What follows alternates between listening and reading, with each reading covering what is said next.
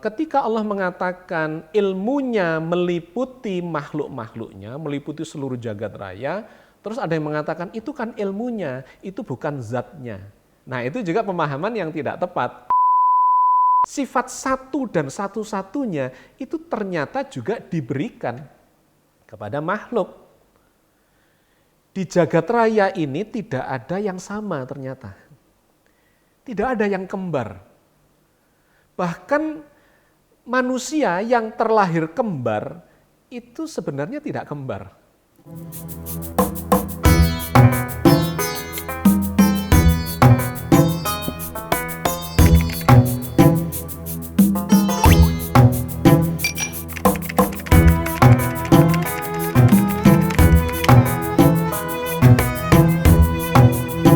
Assalamualaikum warahmatullahi wabarakatuh.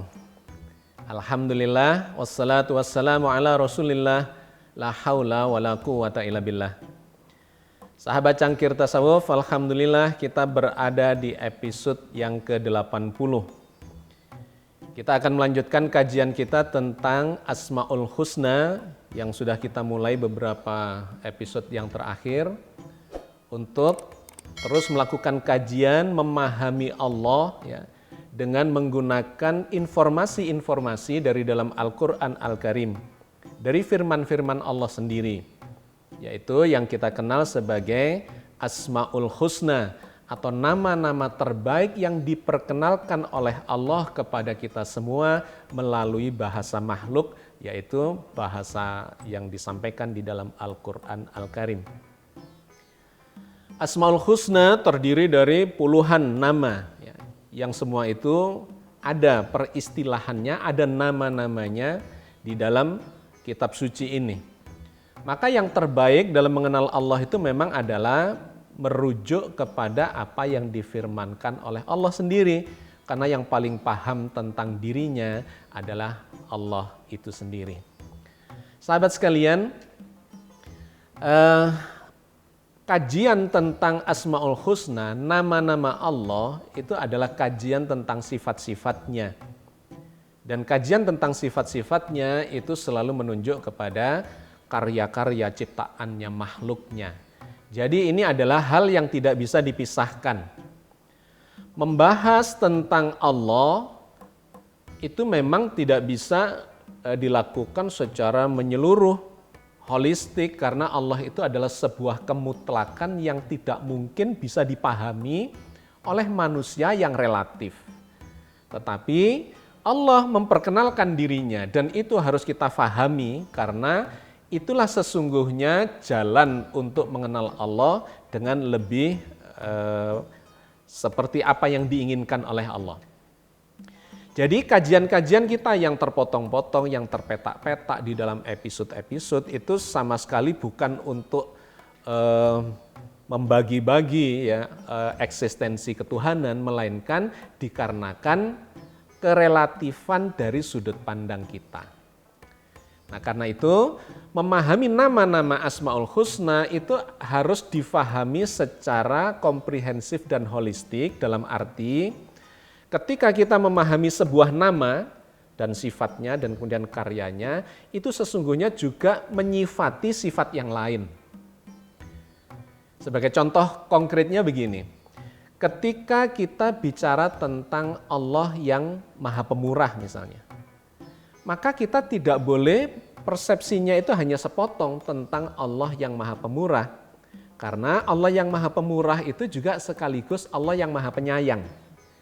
Jadi kepemurahan Allah itu juga dilandasi, ya, disifati oleh sifat yang Maha Penyayang.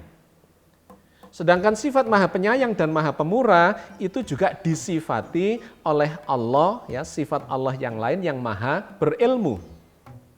Dan sifat Allah yang Maha Pemurah, Penyayang, Berilmu itu juga disifati oleh nama Allah atau sifat Allah yang Maha Bijaksana, yang Maha Besar, yang Maha Tinggi, yang Maha segala-galanya.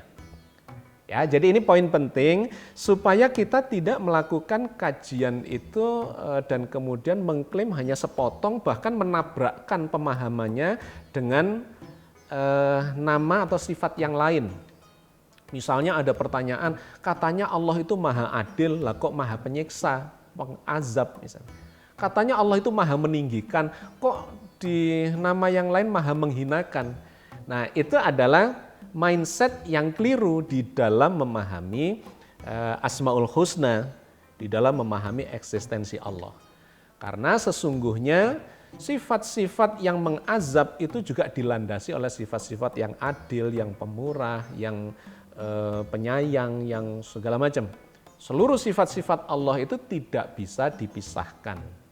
Ya, jadi ini poin penting yang harus kita landaskan atau kita garis bawahi untuk memahami sifat-sifat Allah yang diperkenalkan secara kata per kata, nama per nama, sifat per sifat, bahwa semuanya itu tidak bisa dipisahkan.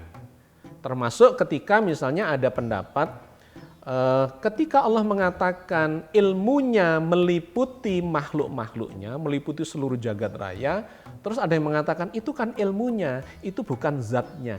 Nah itu juga pemahaman yang tidak tepat. Jadi ketika Allah mengatakan ilmu Allah meliputi segala makhluknya di jagat raya, maka kebesarannya juga meliputi, ketinggiannya meliputi, kebijaksanaannya meliputi, ya segala sifat-sifatnya dan termasuk zatnya itu meliputi. Ya zatnya, ya namanya, ya sifatnya, ya seluruh eksistensinya itu seketika mutlak meliputi segalanya. Ya, jadi inilah yang saya maksudkan sebagai pemahaman yang holistik. Kita tidak memahami Allah secara parsial-parsial meskipun proses pemahamannya dari pemahaman atau sudut pandang yang parsial disebabkan oleh memang keterbatasan makhluk ya, keterbatasan kita. Bahkan kalimat-kalimat makhluk atau bahasa makhluk itu juga memiliki keterbatasannya. Oke.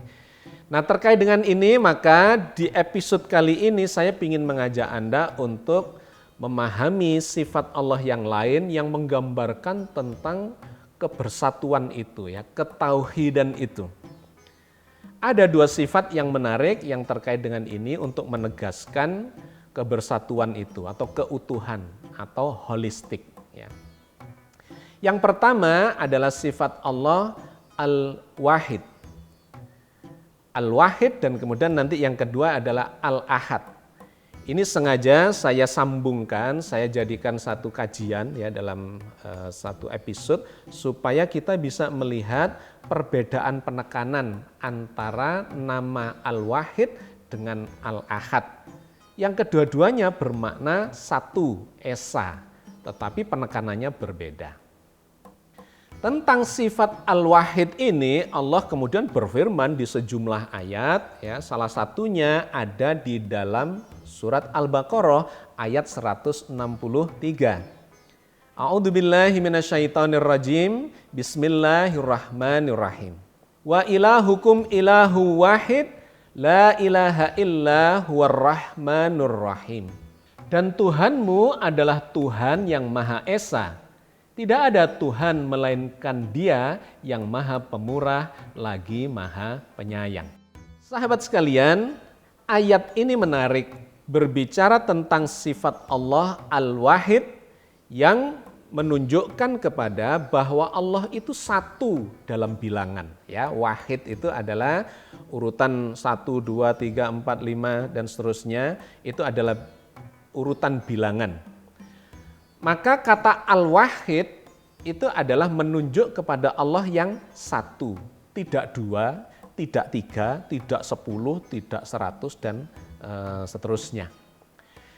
Ayat ini memiliki background karena pada zaman itu dan sebetulnya juga sampai sekarang, tetapi ini bagian yang di-counter oleh Islam, oleh Al-Quran Al-Karim, bahwa banyak orang bertuhan kepada Tuhan yang tidak satu. Ada Tuhan yang 2, ada Tuhan yang 3, ada yang 10, ada yang puluhan, bahkan lebih dari 100 ya, polytheism. Karena di zaman itu bahkan sejak zaman-zaman sebelumnya itu banyak umat yang bertuhan kepada Tuhan yang banyak, para dewa dan dewi. itu dianggap sebagai atau dipertuhankan, ya. Dipertuhankan. Bahkan ada patung-patung dan patungnya juga bukan cuma satu, banyak. Atau Tuhan dewa-dewi yang menempati benda-benda langit, ya, di angkasa, ada di planet-planet, ada di bintang-bintang, ada di samudra, ada di mana-mana, ya, yang disebut atau dianggap sebagai Tuhan. Nah, ayat ini mengatakan wa ilahukum ilahu wahid. Tuhanmu itu, Tuhan kalian itu sesungguhnya cuma satu. Dilanjutkan di situ, la ilaha illa huwa. Tidak ada Tuhan kecuali Dia. Jadi ayat ini belum berbicara tentang nama diri Allah. Jadi tidak menggunakan kata Allah, melainkan menggunakan kata ilah, Tuhan. Ya, ilah dengan Allah itu adalah dua hal yang berbeda. Tuhan itu nama jenis, ya, sama dengan manusia itu nama jenis. Tetapi begitu menyebut nama, misalnya Abdullah, Hasan atau siapapun, itu sudah menyebut ke nama diri. Nah, ilah itu adalah Tuhan. Tuhan itu bisa Tuhan Allah, bisa Tuhan anak, bisa Tuhan para dewa dan dewi, ya, itu adalah Tuhan. Banyak orang bertuhan, tetapi tidak selalu bertuhannya kepada Allah. Ya, jadi ayat ini masih menggunakan istilah yang general, menunjuk kepada sesuatu yang disebut ilah, Tuhan, dan kemudian di kalimat berikutnya tadi menggunakan istilah huwa. La ilaha illa huwa. Jadi bukan la ilaha illallah, bukan.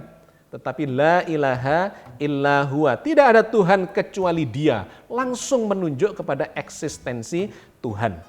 Yang mana? Yang satu, bukan yang banyak. Nah, kata ilah dengan Allah itu sebetulnya memiliki proses pembentukan kata, ya, dari kata ilah yang bersifat umum, Tuhan, kemudian menjadi Allah, itu sesungguhnya adalah Tuhan yang itu, ya, berasal dari kata al-ilah. Kata al itu adalah, kalau dalam bahasa Indonesia adalah kata sandang. Ya. Kata sandang itu menunjuk kepada sesuatu yang tadinya umum, kemudian ketika diberi kata sandang itu menjadi khusus. Misalnya raja, raja itu umum. Tetapi kalau kemudian diberi kata sang raja, maka rajanya menjadi jelas yang mana? Yang itu, sang raja. Sang ratu, ya. Ratu yang mana? Yang itu. Kalau dalam bahasa Inggris itu sama dengan partikel the, ya. King itu raja, tapi begitu dikasih the king, maka menunjuk kepada raja yang itu. Manusia laki-laki, man, itu umum, Anda tidak tahu yang mana yang dimaksudkan. Tapi begitu the man, maka kita menunjuk kepada seseorang itu, laki-laki yang itu. Nah, di dalam bahasa Arab kata al itu menjadi kata sandang, ya, menjadi kata sandang yang menunjukkan kepada sesuatu yang pasti. Ilah itu Tuhan, bisa yang mana saja, tetapi begitu dikasih kata al-ilah itu menjadi Tuhan yang itu. Yang kemudian alifnya, ya, ilah, alifnya itu lebur menjadi Allah. Al-ilah menjadi Allah. Ya, jadi kalimat ini menarik karena menunjuk kepada substansi dan esensi yang tidak bisa dimaknai secara terbuka karena sudah menunjuk kepada Dia, Allah yang tunggal yang tidak bisa dimaknai sebagai Tuhan yang lain. Jadi Tuhan kalian adalah Tuhan yang satu. La ilaha illa huwa. Tidak ada Tuhan kecuali Dia, Ar-Rahmanur Rahim. Nah, menunjuk kemudian kepada sifat yang lainnya, yaitu Tuhan yang Ar-Rahmanur Rahim. Tuhan yang maha pemurah lagi maha penyayang. Bukan Tuhan yang lainnya lagi. Oke, sahabat sekalian, ini kalau dikaji Ar-Rahmanur Rahimnya itu juga menjadi kajian yang sangat panjang yang nanti kita akan kaji di episode yang berbeda.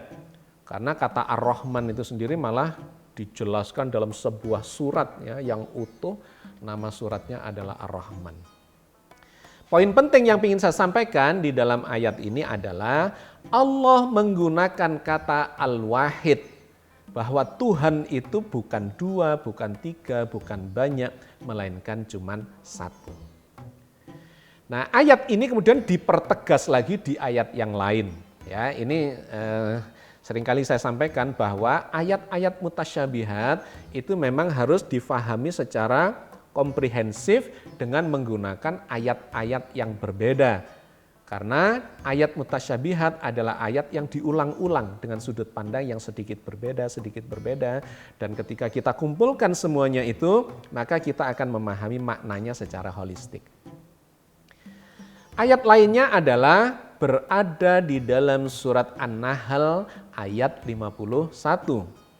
Wa qala Allahu la tattahidu ilahainisnain innama huwa ilahu wahidun fa iyaya farhabun. Allah berfirman, janganlah kamu menyembah dua Tuhan. Sesungguhnya dialah Tuhan yang Maha Esa, maka hendaklah kepadaku saja kamu takut dan tunduk. Nah, sahabat sekalian, ayat ini sangat menarik karena memberikan penegasan kepada nama Al-Wahid, Tuhan yang satu, yang bukan dua, bukan tiga, bukan banyak. Di ayat ini kemudian Allah mengatakan, wa qala Allahu, dan Allah berkata, la tattahidu ilahain itsnain, janganlah kalian mengikuti atau mengambil Tuhan yang dua. Ya, ini sebagai penjelas bahwa Tuhan itu Al-Wahid. Jangan mengambil Tuhan yang dua, dan kemudian dilanjutkan, innama huwa ilahu wahid, sesungguhnya dia itu Tuhan yang hanya satu, bukan dua, bukan banyak.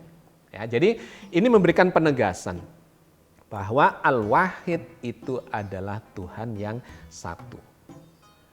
Dan kemudian Allah menegaskan fa iyaya farhabun, maka hanya kepadakulah, kepada Allah lah seharusnya kalian itu tunduk, kalian itu takut.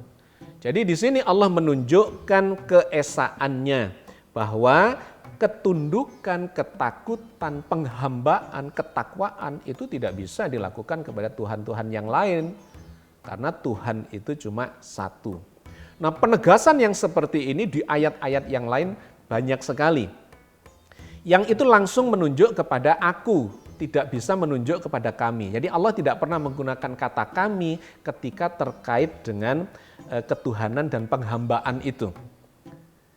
Misalnya ketika Allah mengatakan innani anallah fa'budni, sesungguhnya aku adalah Allah, gitu ya, tunggal, tidak ada yang lain. Itu menggunakan kata ganti tunggal, bukan kami. Innani anallah fa'budni, sesungguhnya aku adalah Allah, maka sembahlah aku. Ya. Ini adalah kalimat-kalimat tauhid. Ya. Tauhid itu dari kata wahid, mentauhidkan itu mewahidkan, mengesakan. Jadi proses ketauhidan sesungguhnya adalah proses menyengaja membangun kesadaran. Ya. Mulai dari memahami, kemudian membangun kesadaran untuk membangun kesimpulan bahwa Tuhan itu ya cuma satu. Ya, bertauhid adalah mengesakan atau mensatukan Tuhan. Oke, ini adalah nama yang pertama, yaitu Al-Wahid. Nah, di dalam Al-Quran Allah juga menunjukkan nama yang lain terkait dengan satu ini, yaitu Al-Ahad. Berasal dari kata ahada. Kalau yang Al-Wahid berasal dari kata wahada, yuwahidu. Jadi mengesakan, mensatukan. Tetapi kalau Al-Ahad dari kata ahada yang bermakna satu dan satu-satunya. Tidak ada yang lain, tidak ada yang setara dengan dia. Nah, Allah bercerita tentang Al-Ahad ini salah satunya di surat yang sangat kita kenal, sering kita baca, yaitu surat Al-Ikhlas. Qul huwallahu ahad, Allahus samad, lam yalid wa lam yulad wa lam yakul lahu kufuwan ahad. Dialah Allah yang Maha Esa. Allah tempat meminta segala sesuatu. Tidak beranak dan tidak pula diperanakkan. Dan tidak ada sesuatu pun yang setara dengannya. Sahabat sekalian, ayat-ayat di dalam surat Al-Ikhlas ini menjelaskan tentang Allah Al-Ahad. Qul, katakanlah, wallahu ahad, dia Allah. Ya, ini sudah menggunakan kata diri, nama diri, bahwa dia yang satu itu adalah Al-Ilah, yaitu Allah, yang juga disebut sebagai Al-Ahad. Bukan cuma satu, tetapi satu dan satu-satunya. Tidak ada yang setara, sehingga nanti di ayat bagian yang setelah ini itu Allah mengatakan walam yakun lahu kufuwan ahad. Tidak ada yang setara dengan dia. Jadi sudah dalam jumlah itu cuma satu, dalam segi kualitasnya ya tidak ada yang menyamainya. Itulah yang disebut sebagai Al-Ahad. Satu-satunya tempat memohon pertolongan, ya, tempat bergantung. Jadi pengertian Al-Ahad ini sekaligus sebetulnya memiliki makna kita ini tidak boleh meminta kepada selain Allah. Meminta itu ya hanya kepada Allah dan Allah kemudian nanti yang akan memberikan melalui cara yang dikehendakinya. Dilewatkan makhluknya, dilewatkan temannya, dilewatkan siapa saja, ya, baik makhluk yang hidup maupun makhluk yang mati dalam bentuk rezeki-rezeki yang mungkin kita tidak menduganya. Makna Al-Ahad adalah mengarah kepada satu dan satu-satunya. Hanya kepada dialah kita bergantung, kepada dialah kita meminta, tidak beranak atau tidak berketurunan. Dan tidak diperanakan atau tidak diturunkan oleh orang tua siapapun. Sebelumnya dan sesudahnya, karena Allah itu cuma satu dan satu-satunya. Walam yakun lahu kufuwan ahad, dan tidak ada satupun yang menyamainya, yang setara dengannya. Sehingga di ayat yang berbeda Allah mengatakan, laisa kamitslihi syai'un. Allah itu tidak seperti apapun yang pernah kita fahami, pernah kita kenal, ya, yang ada di sekitar kita, makhluk-makhluknya. Allah tidak seperti apapun. Atau dalam konteks surat Al-Ikhlas itu disebut sebagai walam yakun lahu kufuwan ahad. Tidak ada yang setara dengannya. Kalaupun kemudian dikatakan bahwa Allah maha melihat, makhluk manusia juga melihat, itu melihat yang tidak setara. Manusia cuma melihat dengan segala keterbatasannya, tetapi Allah maha melihat dengan tidak memiliki keterbatasan apapun. Manusia mendengar, Allah juga disebut mendengar, tetapi itu tidak bisa disetarakan. Manusia pendengarannya terbatas, Allah pendengarannya tidak terbatas. Nah, sudah kita bahas di episode-episode yang sebelumnya bahwa penglihatan dan pendengaran kita ini begitu terbatasnya.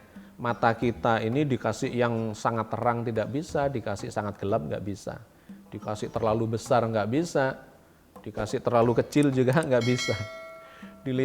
Dikasih penglihatan yang terlalu jauh nggak bisa melihat, dikasih sangat dekat nempel di mata juga nggak bisa melihat. Ya. Sangat terbatas. Pendengaran kita juga begitu, terlalu keras nggak kedengaran, pecah gendang telinga kita, terlalu pelan juga nggak kedengaran. Frekuensinya sangat tinggi, nusuk di telinga kita juga nggak bisa kita pahami, ya, tidak terdengar. Tetapi di frekuensi yang sangat rendah itu juga tidak terdengar. Ya, jadi Allah maha melihat, maha mendengar, manusia makhluknya cuma melihat, mendengar.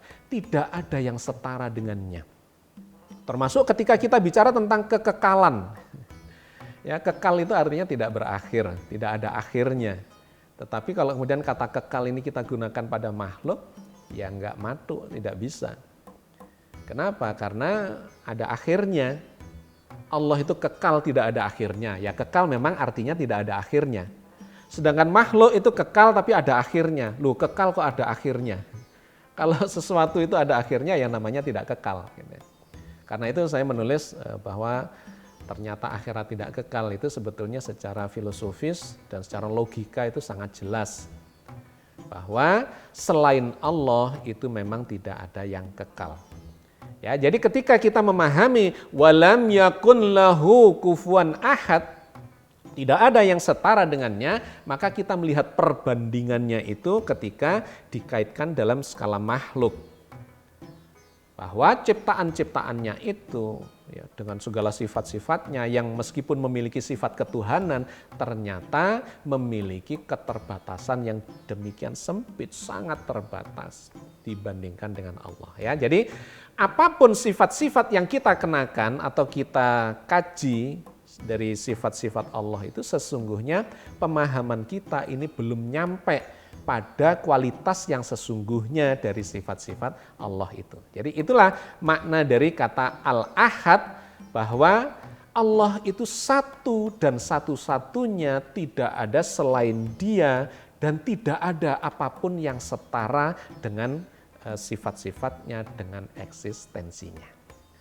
Oke, sahabat sekalian, sifat satu dan satu-satunya itu kemudian kita bisa melihatnya dalam karya-karya Allah, dalam makhluk Allah ya. Bahwa makhluk itu kan sebetulnya diciptakan dengan mengikuti sebagian dari sifat-sifat Tuhan ya. Fitrah Allah, fitratallahillati fataron nasa 'alaiha. Begitu ya, di dalam ayat yang berbeda Allah mengatakan bahwa Allah menciptakan fitrah makhluk, fitrah manusia itu mengikuti fitrahnya. Allah maha mendengar, manusia bisa mendengar. Allah maha melihat, manusia bisa melihat. Allah maha berkata-kata, manusia bisa berkata-kata. Allah maha berilmu, manusia berilmu. Bahkan Allah maha mencipta, manusia bisa mencipta. Jadi sifat-sifat Allah itu diturunkan kepada makhluk.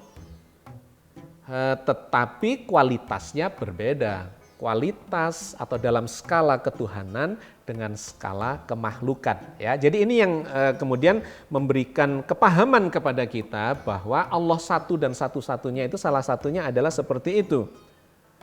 Bahwa tidak ada yang bisa menandinginya. Tetapi makhluk Allah itu ternyata diberikan sifat-sifat ketuhanan itu diantaranya adalah sifat satu dan satu-satunya.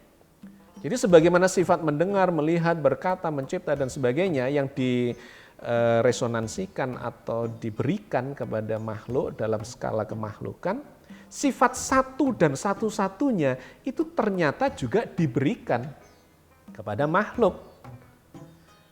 Di jagat raya ini tidak ada yang sama ternyata. Tidak ada yang kembar. Bahkan manusia yang terlahir kembar itu sebenarnya tidak kembar. Karena itu kalau diambil sidik jarinya ya, misalnya Ani dengan Ana gitu ya. Kembar identik pun, kembar satu telur dan identik, itu ternyata ketika dilihat sidik jarinya, itu nggak sama sidik jarinya. Jadi tidak ada yang kembar sesungguhnya di jagat raya ini. Si A dengan si B, manusia dengan manusia yang kembar tidak sama ya. Sapi dengan sapi juga tidak sama, kambing dengan kambing tidak sama, pohon mangga dengan pohon mangga tidak sama. Sebutlah apa saja di jagat raya ini, gunung dengan gunung nggak sama, planet dengan planet nggak sama, bintang dengan bintang nggak sama. Bahkan molekul air dengan molekul air yang rumusnya sama itu, H2O, sama-sama H2O, itu ternyata juga tidak sama. Energinya tidak sama, putaran elektronnya, ya. Pokoknya kondisinya, spesifikasinya itu pasti tidak sama. Ada sesuatu yang membuat dia berbeda. Seluruh jagat raya. Jadi Allah itu menciptakan segala sesuatu itu unik. Yang namanya Agus Mustafa ini ya cuma satu dan satu-satunya. Yang namanya Abdullah itu ya cuma satu dan satu-satunya. Anda itu cuma satu dan satu-satunya, tidak ada kembarannya. Itu adalah mengikuti sifat Allah, ya, Al-Wahid dan Al-Ahad. Bahwa Allah ini menciptakan segalanya cuma satu dan satu-satunya. Dan menariknya segala perbedaan itu ternyata memang berasal dari satu saja. Jadi misalnya nih, segala bangsa yang beraneka ragam ini awalnya cuma dari satu saja. Kata Al-Quran, sesungguhnya kalian ini dulu umat yang satu. Bahkan diciptakan dari diri yang satu. Keberagaman berasal dari satu saja. Tubuh kita yang terdiri dari triliunan sel dengan 200 jenis sel, ya mulai dari sel rambut, sel mata, sel otak atau sel saraf, sel darah, sel tulang, sel segala macam, ada 200-an jenis, itu sesungguhnya berasal dari satu sel saja, stem cell. Ketika sel telur dibuah oleh sperma menjadi satu sel, kemudian dia berkembang biak menjadi stem cell yang masih universal, kemudian dia berkembang menjadi sel kepala dengan segala macam organ-organ yang ada di kepala itu.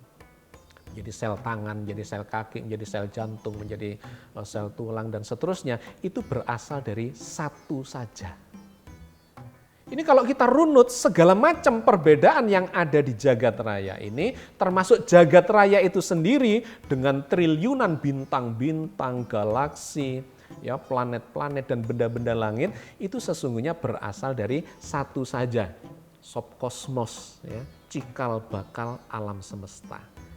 Jadi semua ini sahabat sekalian menggambarkan tentang Sang Pencipta yang satu dan satu-satunya, dan semua itu berasal dari Dia. Itulah makna Al-Ahad. Segala keberagaman ini itu sesungguhnya berasal dari satu saja. Sehingga kata ahad itu ittahada yattahidu itu adalah bermakna dari berbagai macam yang beragam, itu semuanya berujung bersumber dari yang satu belaka. Ada lagi istilah ittihad. Ittihad itu perserikatan, ya, konsorsium, ya, persatuan, kesatuan. Dari segala macam yang berbeda-beda, sesungguhnya semua itu berasal dari yang satu saja. Inilah sesungguhnya makna dari tauhid. Bertauhid adalah membangun kepahaman bahwa segala macam makhluknya yang berbeda-beda sesungguhnya berasal dari Tuhan, dari Allah yang Maha Satu dan satu-satunya. Ibaratnya cahaya, spektrum cahaya yang berasal dari pelita.